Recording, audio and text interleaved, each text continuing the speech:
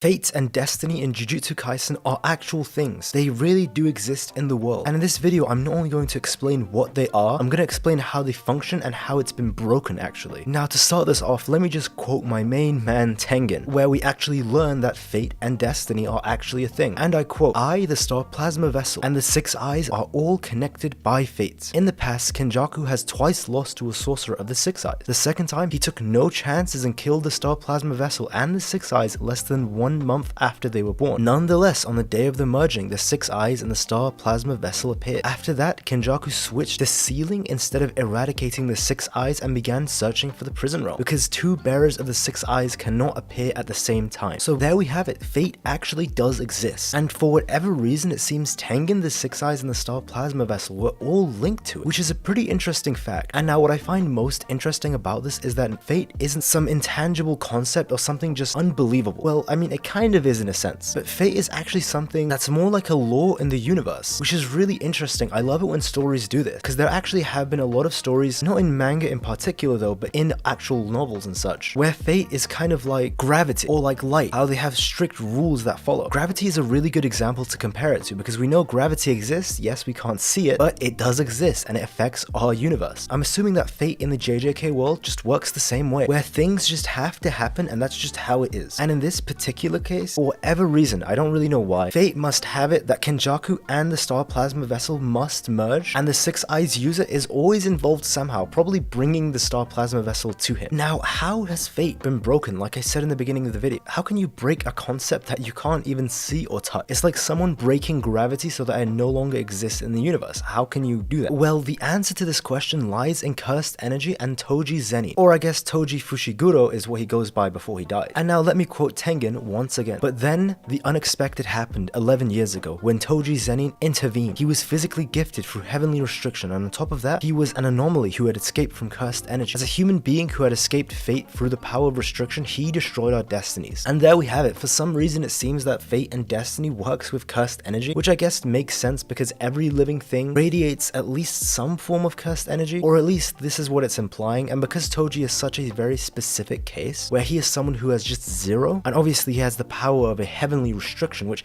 keep in mind, we still don't know what gives people heavenly restrictions. Is it just the universe that's giving people these heavenly restrictions, or is it some higher being? We actually have no clue. But it seems like however he got this heavenly restriction, it was powerful enough that it even broke destiny. As the manga panel even shows, it's just shattering the chains of destiny, which is just pretty incredible. And you also have to remember that this applies to Maki as well. Maki is someone who can also break destiny, so whatever destiny has in plan, Maki can actually break that. However, it seems to not matter anymore, because everything that's going on wasn't originally going to go along with what Destiny had planned, because Destiny never wanted any of this to happen for whatever reason, because the way fate was controlling it all was that Tengen always merges with someone. Now, for whatever reason this could be, we have absolutely no clue. It's possible that fate just doesn't want Tengen to become this amalgamation that he is, because Tengen is a very, very odd case. He's actually an evolved human who's no longer human. So pretty much Tengen, he's a human who has the quirk, did I just say quirk? Sorry, curse technique, this is not My Hero Academia, where he has immortality, but of course his body still ages even if he doesn't die. So what he does to combat this problem is he gets a vessel, merges it with him, and he stays young or whatever. Now the issue was, when he didn't get that star plasma vessel, Riko Amanai, not only did this break the destiny of him staying human, but it made him evolve, which is very, very interesting, because it shows us that in this world, humans can evolve, and the next step, for whatever reason, seems to be, I don't want to say cursed spirits, but it's leaning more towards that, because in Kenjaku's own words, now that he's quote-unquote evolved, he's not only no longer human, but he's something more like a cursed spirit. Now he's not exactly a cursed spirit, he's just some sort of odd mixture of both, but he does lean more towards the cursed spirit side, as not only do we see his face, he's got like 2 eyes, and he does not look human at all. But the main thing that confirms this is the fact that he himself says that he is susceptible to Geto's cursed spirit manipulation. So yes, he's not really a cursed spirit, and he's not really human, so he's something in between, but clearly he's leaning more towards the cursed spirit, because he can be affected by that. So the cursed energy in this world, or the universe, recognizes him as a cursed spirit. This is most likely what Sukuna even is, because Sukuna was once a human, and it doesn't seem like he's a cursed spirit, but he's not a human. He seems to be some very, very odd mix, because he definitely is not human with the way he looks, though he once was, with 4 arms, multiple eyes, and a body like that with 2 faces. Needless to say, that man is not human anymore, is the key word. So it's really interesting, because Kenjaku has a similar build. He also has multiple eyes, and his face is kind of deformed in a sense, and he's got this unique body structure. So it is possible that Sukuna is just just an evolved human who's now no longer human, also not a cursed spirit, but he just lies in between both of them. So he's just this unique being. And what leans more towards this evidence is that Ryu Ishigori and Uro were both telling Yuta that he also needs to transcend to become stronger, which is them kind of implying that he needs to evolve. And the very picture that's used to represent this is Sukuna. So yeah, it seems the next evolution for humanity is to abandon their own humanity and to transcend into this mix of a curse and a human. It's quite interesting. And now let me continue with the final statements of Kenjaku that has to do with this fate thing. Briefly continuing from where I left off, that Tenji was a human who had escaped destiny from restriction, and now I quote, "Then came along a boy with cursed manipulation. Suddenly all the pieces had come together except for the prison realm. Then even that fell into his hands 6 years ago." And then there we go. This actually now makes a lot of sense, and I actually explained this in my previous video about how all the pieces actually just fall in perfectly in place for Kenjaku to enact his final plan. Because Mahito existed, so now he can do ideal transfiguration. Tengen has now had the cycle broken, so now he's susceptible to curse manipulation. Geto existed, a boy with curse manipulation. He also just happened to lose so that Kenjaku could take his body. Got the prison realm as well. All of his contracts are read. Destiny had broken. It seemed like this was the perfect era out of all of the 1,000 years, and also the only era where he could finally enact his plan. Kind of incredible if you ask me. So it's not like it's a coincidence. It took 1,000 years of planning and waiting for this moment to finally come. Going back to Destiny, whatever Destiny now has in store, because it is possible that Destiny could have reformed itself and now a new Destiny has formed, or a new fate for the cast has formed. So yes, the previous fate was destroyed, as we even see the chains were shattered, but it is possible that now a new Destiny has formed, because maybe the universe wants Destiny or fate to always exist, so if it's broken, it kind of just picks itself up together and just makes a new path. Kind of like Manga if you've ever read that. So it is possible that maybe this new fate exists that now wants Kenjaku to win, for whatever reason. And again, that's completely guesswork on my part. The most interesting part to all of this is that Maki now exists, who is the current day Toji, who not only has the same heavenly restriction, but in a data book was even said to have the same strength as Toji, and the same physical gift. So it doesn't actually matter what Destiny has in plan, Maki is the one person who can actually counteract it and change Destiny. So yeah, funny enough, Maki actually may have a big role to play, and that's only if this whole Destiny and fate thing comes back into play, because it was only mentioned for 3 panels, and it's really odd to just have this exist for these 3 panels and to just brush it off, because this is kind of big, saying fate and destiny exist in this universe. But it is actually a pretty interesting topic. I actually searched on YouTube about Destiny and fate, and I couldn't see anyone who had actually talked about this topic for some reason. It's something really interesting. I mean, maybe there is, and I just couldn't find it in my search, but I just thought I